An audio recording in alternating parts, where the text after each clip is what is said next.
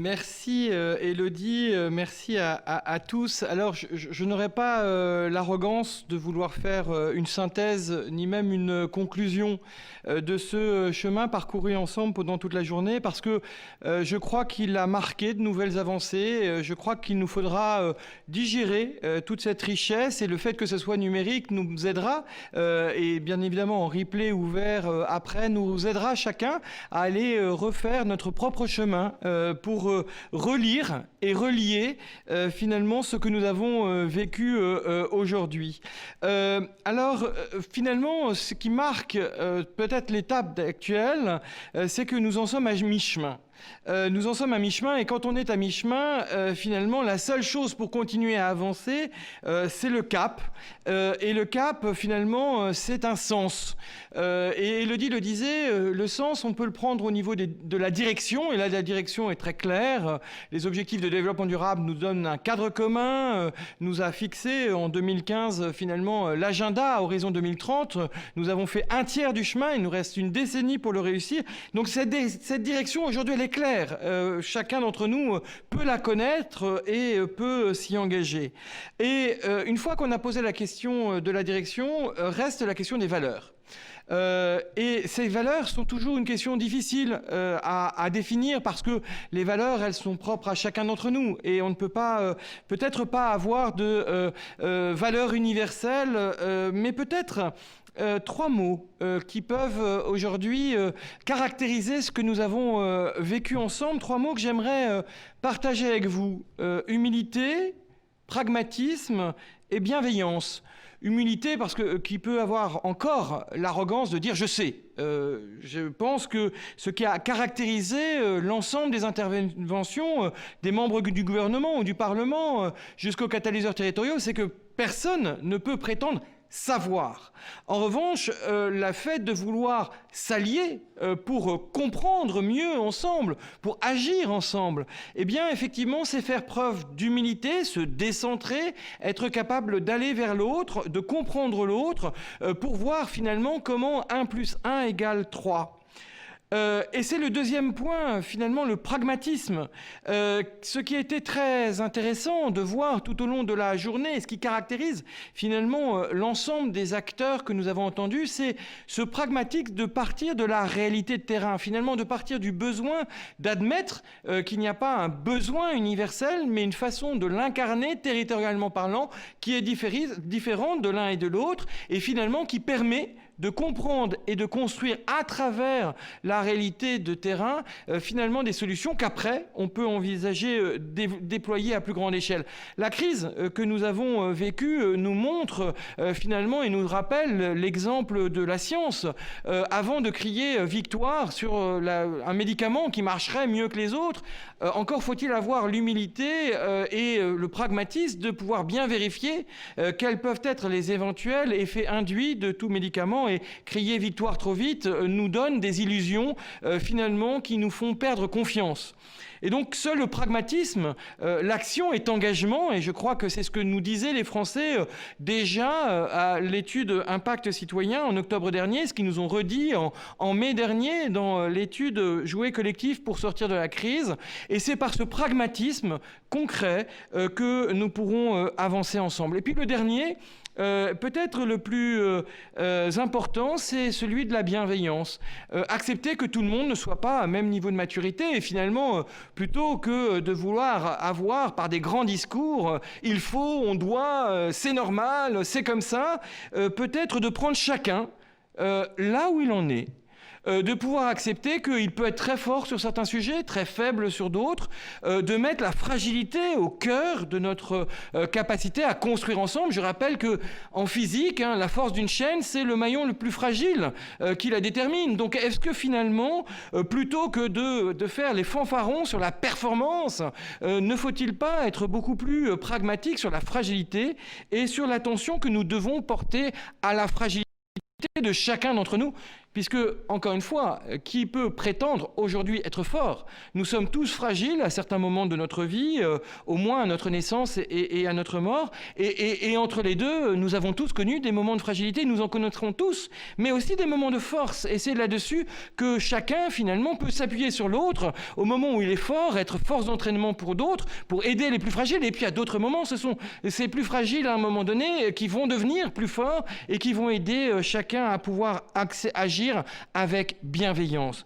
Beaucoup plus que l'empathie. L'empathie, c'est sympathique, c'est un peu désincarné. La bienveillance, c'est être aux côtés, c'est être avec, c'est finalement cheminer ensemble, c'est une forme de compagnonnage. Et finalement, c'est peut-être ce trépied, humilité, pragmatisme, bienveillance, qui fonde ce que nous avons besoin le plus aujourd'hui, c'est la confiance. Parce que finalement, cette confiance est le seul moteur de l'engagement, qu'il soit individuel et collectif. Si nous pensons que nous avons déjà perdu, eh bien, quelque part, pourquoi se battre? L'enfer, c'est d'avoir perdu l'espoir, comme dit la célèbre maxime chinoise. Eh bien, quelque part, peut-être faut-il aujourd'hui se redonner confiance collectivement. Alors, le monde est-il en feu? Va-t-il vers sa perte? Ou plutôt, chrysalide devient-il papillon? Et donc, laissons le temps à ce papillon de développer ses ailes.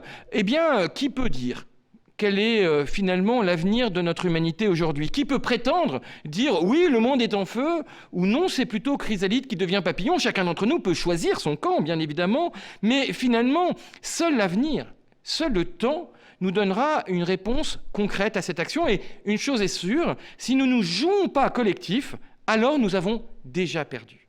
Et c'est peut-être cette dynamique du jouer collectif pour gagner ensemble ou perdre ensemble que je souhaite retenir finalement dans cette dynamique. Pourquoi ? Parce que je crois sincèrement que lorsque l'on est à mi-chemin, on ne peut plus reculer. Il faut avancer, et c'est parce que nous avons fait la moitié du chemin que nous pouvons faire le pari de la confiance qu'ensemble, nous réussirons à faire l'autre moitié. Certains seront fragiles à un certain moment, d'autres à d'autres. Soyons collectivement en capacité de mettre la fragilité au cœur. Oui, c'est bien la fragilité qui doit devenir notre engagement commun. C'est bien finalement la pertinence des réponses aux besoins des plus fragiles d'entre nous, des territoires, des personnes, qui doit devenir beaucoup plus que la performance individuelle ou au sein de nos organisations. Et donc c'est bien là où nous pourrons réellement co-construire le bien commun. C'est sans doute les décennies à venir qui nous permettront de le faire. C'est un chemin long, et dans ce chemin long, il faut des étapes. Alors, l'une est déjà toute tracée, c'est bien évidemment la 7e rencontre des pionniers des Alliances en territoire. On se donne rendez-vous dans un an. Et je rappelle que normalement, nous aurions dû faire cette journée en même temps que le forum ouvert de l'innovation publique, parce qu'on voit bien ces catalyseurs territoriaux que nous sommes tous, et l'innovation publique chemine main dans la main et finalement avance ensemble, avec bien évidemment comme base l'engagement et le pouvoir d'agir de chacun d'entre nous à titre à la fois individuel et collectif. Mais un an, c'est loin. Donc il faut voir court aussi. Et c'est cette capacité des réseaux de voir finalement long et court qui vous invite dès le 16 juillet prochain à partager dans le prochain webinaire de la plateforme L'Innovation Territoriale en Action qu'anime le réseau des pionniers des Alliances en territoire, où il sera question de l'engagement finalement des organisations. Comment est-ce que ces organisations ne sont pas des corps sociaux, mais bien des lieux de construction collective? Comment ça devient des lieux où finalement s'inventent les solutions de demain que l'on peut partager largement sur le territoire et finalement qui peuvent devenir, par une accumulation des uns et des autres, sans vouloir les normaliser, notre avenir commun.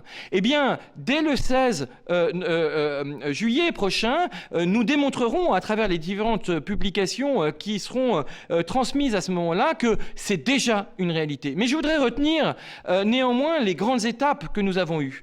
Nous avons eu la tribune que nous invite à signer la députée Cathy Racombouze, Mouzon sur le fait de mettre l'ODD 17, celui de la méthode, au cœur de notre capacité de co-construire la dynamique. Nous avons eu le collectif Intérêt Général, dès aujourd'hui, l'affaire de tous qui nous dit finalement cette lettre ouverte aux élus, nous devons ensemble la porter, non pas pour aller dire aux élus ce qu'ils doivent faire, mais pour dire aux élus locaux, nous sommes à vos côtés pour pouvoir, dans la nouvelle mandature, les 6 prochaines années qui réussiront les objectifs de développement durable, être à vos côtés très concrètement, que nous venions de l'international, du national, des territoires, de votre territoire, d'autres territoires, nous serons là, tous ensemble, pour accompagner nos élus de terrain, puisque c'est ça qui nous fera gagner. Et puis, finalement, cet témoignage à travers la première partie de l'étude CJD sur ce que nos PME et TPE souhaitent mettre en avant très concrètement sur le territoire pour que